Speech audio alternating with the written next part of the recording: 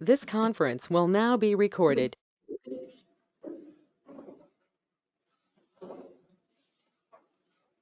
So that public hearing, Kim, is just for next council?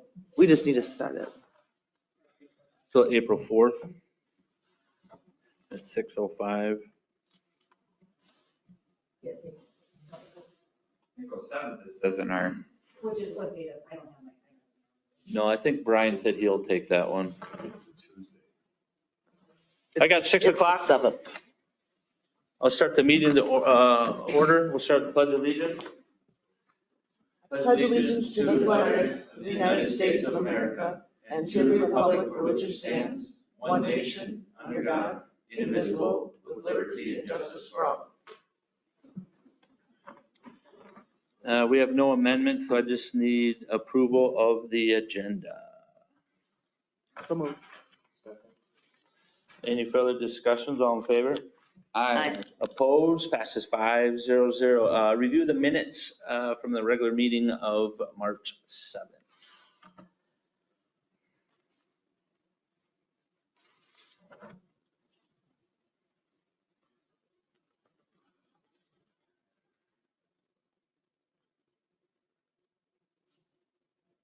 Make a motion to approve the minutes as written. second. Any further discussions? All in favor? I, Opposed? Passes 5-0-0. Accounts payable, Joan. Okay, three of the, a little bit bigger, it's not a big accounts payable again this month. 800.37 was CETA, that's administrative services, and that was for $8,735.41. 850 was for Grove Security, and that was the security camera that we have discussed. That's $9,354.41, and then 860 is WH Gas, and that's just engineering stuff. Working with the new project, that was for $5,553.28. Does anybody have any other questions? If not, I move that we approve accounts payable in the amount of $47,312.67. Second. Any questions for Joan or Kim on accounts payable? All in favor? I, Opposed? Passes 5-0-0. Thanks, Joan. We'll open the public comment portion of this. Individuals may address the city council about any item of concerns. Speakers must state their name and limit their remarks to 5 minutes. Public comments? Jake? Jake Root from Kubota here. I just have a concern or comment about the new project that's being proposed for the Branson Bank building in the 1 block radius of downtown. Just trying to address my concerns as far as 2 things. One is parking. I own a building that's adjacent to that, and parking's always been an issue already. And now we're going to add potentially 38, I heard, apartments that are 2 and 3 bedroom, which I would assume would be at least 2 cars or 1.5 at a minimum. With some of the city-owned public parking taking up that too. As far as finding spots for residents in the whole downtown to park is already a struggle, much less trying to keep them off of Main Street to get the businesses places for their customers to park during business hours. I think it's going to be a huge struggle. Also trying to keep the business district downtown vibrant and not making it residential, I think is very important as Zumbrota. We're one of the only communities in the area that has a vibrant downtown, and we're going to chew up a large portion of potential area for more retail commercial area for apartments, which could be placed anywhere in town that doesn't have to be this close to Main Street. So I just want the council to be aware that there's a lot of people that are concerned about this, and I hope that you listen to our comments, and especially at the planning and zoning meeting next month. Thank you. Thanks, Jake. Any more public comments? I will close the public comments portion, and we'll jump down to new business 8A, set a public hearing for the SEMCRA Small Cities Development Grant. Mr. Grudem. Yes, can you hear me okay? Yep. Good. Yep, this is our small city development grant that we've been working on for quite a while. We're at the phase now where we are going to go forward with the final grant application. And to do that, we have to have a public hearing. So I've been in contact with Nick. Nick actually is no longer with them, but Nick and Sarah. And they asked me to get this on the agenda and have council set up meeting for, you're right, Sarah, April 4th, not 7th. I see I have it wrong in my No, it is. in my memo. Yep. I was So- looking at March. Yeah, it's the 4th. Yeah, 6:05 on Thursday, April 4th, the next council meeting. Perfect. Just need a motion in a second. I'll make that motion. I'll second. Any further discussions? All in favor? Aye. Oppose? Passes 500. Thanks, Brian. 8B, proposed mini storage facility on 1431 North Star Drive. Curtis. Yes, the Planning and Zoning Commission verified a storage facility may be built at this address due to zoning of the lot. The parcel is zoned commercial 2, and they consulted the ordinance and determined that it could be constructed. The city made a similar determination several years back. I think we said the year 2000, when the mini storage was built by Zumbrota Ford. So that's in the same zoning district. So just verifying the language. And there's no motion, it's just information for you. Any questions on that? And they're just tearing down that one building, right? Is it the pizza place or whatever? Where? Here? Where? I don't, oh, here? 1431. 1431 right in the center. Directly That's all across. land. It's still, the building is down. Oh, what's on the other side where your current ones are Yeah, now? It's on the kind of other kitty side. Okay, corner. okay. I thought it was like that pizza place. Okay. Oh, it's kitty corner there. So way back when those mini storage units were built by the Ford parking lot, there was a kind of an interpretation by the commission back then that it was a permitted use, and there was a little bit of pushback from some of the residents in town that that was a poor use of C2 district property. But, so just want to bring it to your attention that here we go again, and mini storage and C2, and maybe this is a better location, but since that determination was made once, it's hard to kind of backpedal from it. Was that C2 when the current storage units are at now? That was at C2 at one point? Okay. And is there a public hearing on that one, Kurt? No. Okay. Perfect. Thanks, Kurt. 8C, rezone of old Franzen Bank and Trust Building on 3rd Street West. Informational. Kurt? Yep. So, planning and zoning set a public hearing for the rezone of those 2 parcels, and they're 2 parcels because the little where the ATM machine is a separate parcel itself. So a public hearing was set for April 9th, 2024, at 5:35, to rezone those parcels of the old Franzen Bank to make way for a 38-unit apartment building. The proposed building would have 9 studios, 15 2-bedroom rooms, and then, 14 3-bedroom apartments. It'd be about 4 stories high. And in order to construct the apartment, the parcels need to be rezoned from, it's currently zoned as commercial 1 to PUDR, which is much like what the city did for their current Keller Bartman apartments. For setback requirements, the Planning and Zoning Commission set the public hearing for April 9th, 2024, at 5:35 at City Hall. This whole rezone is contingent on the sale of and closing the lots to Keller Bartman. So in other words, if Keller Bartman does not move forward with these, then the rezone would. And I also know in a meeting that I sat in with Brian, that there's also a couple other big hurdles that Keller Bartman have to accomplish before that purchase agreement goes through. So I mean, it's far from being done. Yeah, go ahead, Brian. All right, thank you. Yeah, so this is all very preliminary. What's happening is there is a workforce housing grant that's available for projects like this. It's due at the end of April. And Keller Bartman approached us asking if we would be willing to partner with them in trying to get this grant. So this all hinges on that grant.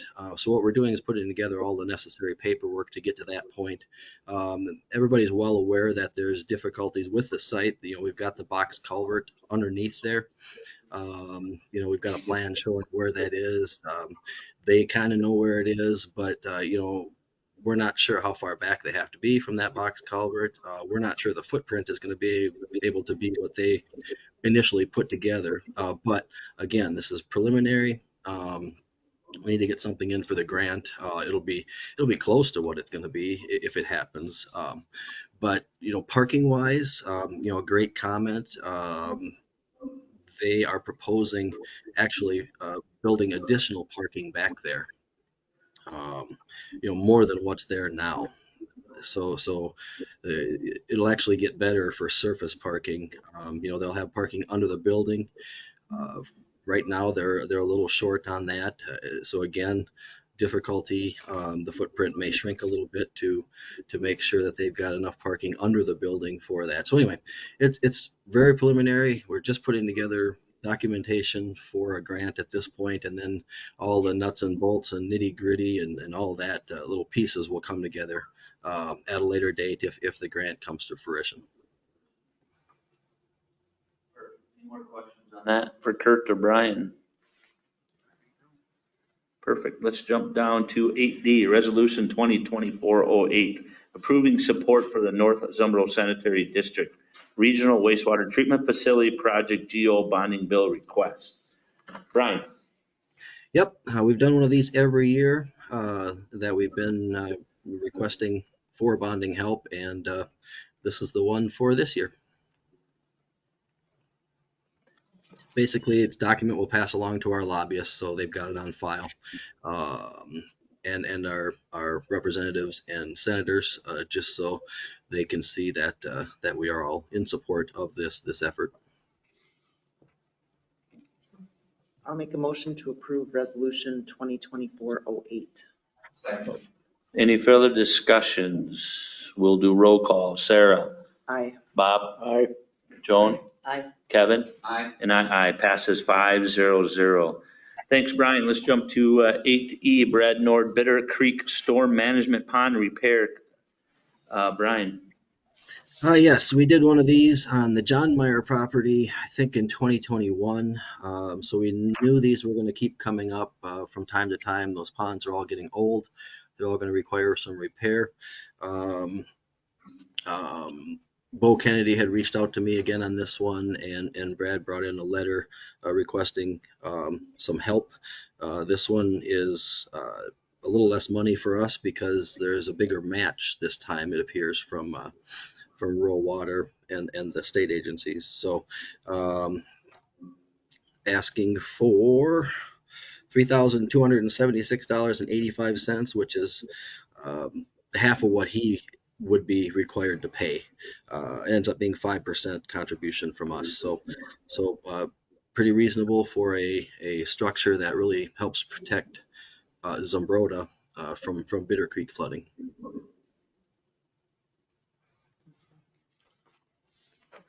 I think that's reasonable. Was it last year we had to do that other one too, wasn't it? Or was it a couple of years? Yeah, last time the John Meyer one, we had authorized up to $5,800 in that one.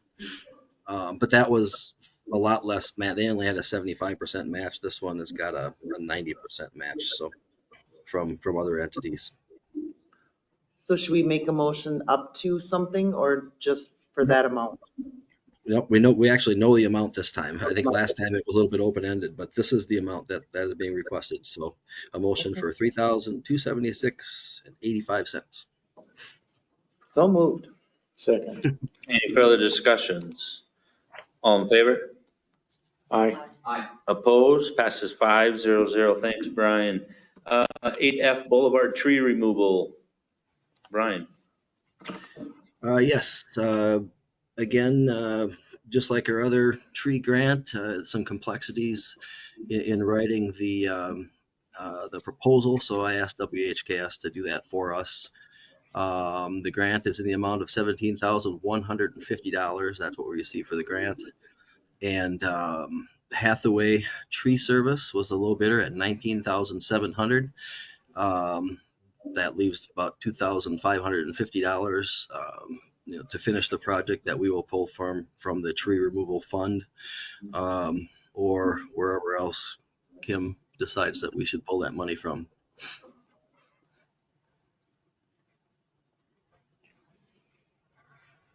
Is there any dollars left over for the actual replacement of those trees, or is that on a separate fund? Oh, that's part of this. This is removal and replacement. Well, actually, no, you're right. Oh, yeah. Great question. The replacements are pretty cheap, though. Mike can answer to that. They're really little trees that you can put in as part of the. There's probably $500, maybe less, for these trees. And that's something we need to talk through with the council, maybe at a work session to start with. But we want to look at a boulevard tree ordinance. We want to decide that, do we want to keep putting these trees back in the boulevards, or should they be going behind the sidewalk? A lot of communities do that. If they are in the boulevards, there's certain type of trees that the roots grow more down than out. So that'll be another discussion. But yeah, great question, Bob, and I think you're right. We will need a few more dollars for the tree replacements. That's 30 trees that are cut down, Mike, in this bid, and they're all inside the city limits and not the park. Okay. And are these all ash trees, I assume?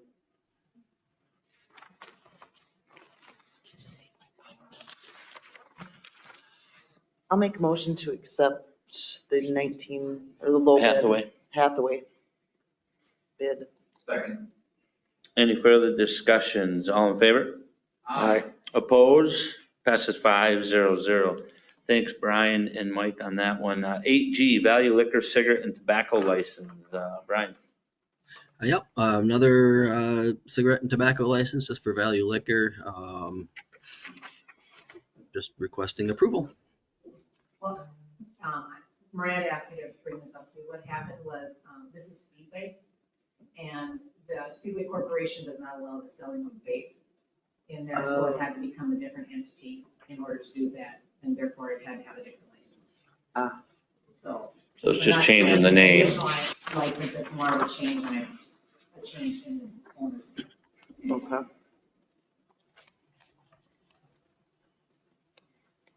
I'll make a motion to approve this old new tobacco license. Any further discussions? All in favor? Aye. Opposed? Passes 5-0-0. 8H, emergency siren. Mike. So we got the siren out by shop, North Star Drive, and all five right out there. That one is not functioning right now. Back in 2019, we replaced the one up by West Avenue. And I don't have a quote from Shane on this one, but he's gonna do some work in there, and his last quote was $2,800 to install that. So there's a little extra cost coming on that, but we kind of the unknown for the wiring yet at this time. But the siren itself is $17,212. Not cheap. How soon is that going to get done, Mike, once it gets approved? Once it gets approved, Okay, because I was going to say we need to make sure we get that working in a timely manner. Yeah, we better approve that one. I'll Yeah. make a motion to approve the purchase of the siren from Ancom Communications. I'll second that. Any further discussions? All in favor? Aye. Opposed? Passes 5-0-0. Thanks, Mike. Reports. Mr. Grudem. Yeah, I just want to thank the Mayor and the council for allowing me to come up to the conference here, the MCFOA. I've had some really good speakers so far. I listened to one on investments for cities. That was an Ellers one. Liquor license, financing options for cities, a whole long one on elections, adult use cannabis, data practices, and then some really good keynote speakers. So it's been very good, very educational, and I'm hoping I don't have to drive in the snow coming home. I hate driving in the snow, but anyway, it's been good, and I think that's all I've got right now. Perfect. Thanks, Brian. Matt? Okay. Chief? I just wanted to note, last Tuesday, me and Brian, we met with Jake Rash in regards to the Memorial Garden proposal that we're working with. We got more of a finalized draft, and we're pretty excited to start promoting this Memorial Garden. And I've got some great full color plans of it, and next Tuesday I was invited to come and propose that to the VFW, and I know Brian will end up working with Our Saviors as well, and I think they're going to be the clearinghouse for the project, but pretty excited about what we're doing, and looking forward to what's in store for it. So that's all I got. Kim? Mike? I just have one quick thing. I just want to give a thank you and a congrats for Terry Johnson. He was the plant manager up at DFA. He has retired and he is stepping down from the EDA board. But I just know over the years, Terry Johnson has really helped the relationship with the city and DFA and all the progress we've done with them. And I just wanted to give a shout out to Terry Johnson and thank him for his service for EDA and DFA and the help that he's helped the city and the communication we've had with them. So congrats, Terry, on his retirement. He's going back to Wisconsin, so. Sarah? Nothing. Bob? Joan? Kevin? Meeting adjourned. That was a quickie. Thanks, everyone.